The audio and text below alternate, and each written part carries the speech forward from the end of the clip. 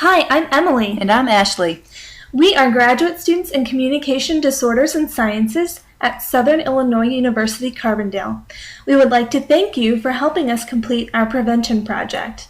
For this project, we were asked to educate the community regarding the risks and prevention of a condition that could lead to an acquired communication disorder. The condition we chose for our project is stroke. A stroke is essentially the disruption of blood flow to parts of the brain. This disruption of blood flow may be caused by a blood clot, narrowed arteries, or a burst blood vessel, which can lead to bleeding in the brain. Once the disruption is caused, brain tissue may be damaged, leading to a loss of function in that area. The results of a stroke are dependent on the site and severity of the damage.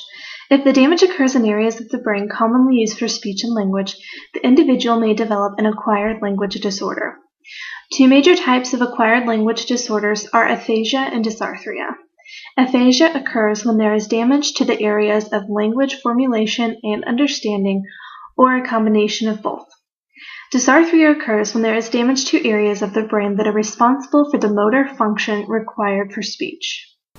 What are your statistics for stroke? In Illinois, stroke is the third leading cause of death. Every 45 seconds, someone in America is having a stroke. And every 3 minutes, someone dies as a result of a stroke. Stroke is the leading cause of physical disability in the U.S. The cost involved with caring for someone who has had a stroke can be financially debilitating for families. The quality of life for an individual who has had a stroke, as well as that individual's significant others, will drastically change. There are two types of risk factors for stroke, those you cannot change and those you can. Risk factors you cannot change include sex, race, and age. Males, African Americans, Hispanics, and persons older than 60 are at increased risk for a stroke. Other factors that may be hereditary, such as high blood pressure, high cholesterol, and diabetes, can be managed to lessen your risk of stroke. There are several risk factors you can change. The first is your diet. You can reduce the amount of saturated and trans fats in your diet by using lower fat versions of foods, such as skim milk and fat-free dressings, using less fat when cooking, and substituting canola or olive oil in place of butter and margarine. Excess sugar should be avoided. Instead of having soda or juice, grab a bottle of water or have a cup of lightly sweetened tea. Eating a variety of fruits, vegetables, lean meats, and whole grains will also lower your risk of stroke. By using fresh ingredients, you can control the amount of fat, sugar, and salt in your meals.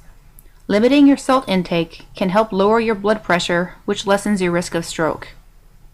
Aspirin, which is a blood thinner, can help lower the risk of blood clots in your brain. Always consult a physician before using aspirin as a stroke prevention measure. Lastly, avoid smoking and drink alcohol only in moderation. Another way you can decrease your risk for stroke is to exercise. Obesity can cause a multitude of health problems, including stroke. Moderate exercising for 30 minutes a day can reduce the risk of stroke and aid in weight management. Simple changes, such as taking the stairs, going for walks, or joining a fitness class can make a difference. Invite friends and family to join you and make the experience more enjoyable. Be sure to consult a physician before starting or returning to an exercise plan. It can be dangerous to overexert yourself if you have not been active in a while, especially if you are middle-aged or older. We hope you are standing up for this next part. Sitting can increase your risk of dying from natural causes by 30 to 40%. Persons with sedentary jobs, even if they are otherwise active, may have double the risk of cardiovascular disease when compared to persons with standing or active jobs. To minimize your risks and increase your activity at work, you can take frequent but short breaks, during which you can stretch or walk around the office. Instead of calling someone to ask a question, walk to their office instead. Make inactive sitting more active by using a fitness ball for a chair instead of a desk chair. If your office has stairs, use them rather than taking the elevator.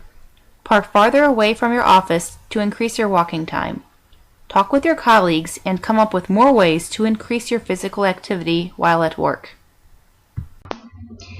Keep in mind that the smallest lifestyle change can reduce your risk for a stroke and increase your overall health. It is never too late to change your lifestyle to lessen your risks of stroke and other conditions. Let's start today. Thank you again for participating in our research project. We will be sending you a short post survey for your feedback on our presentation. Have a wonderful day.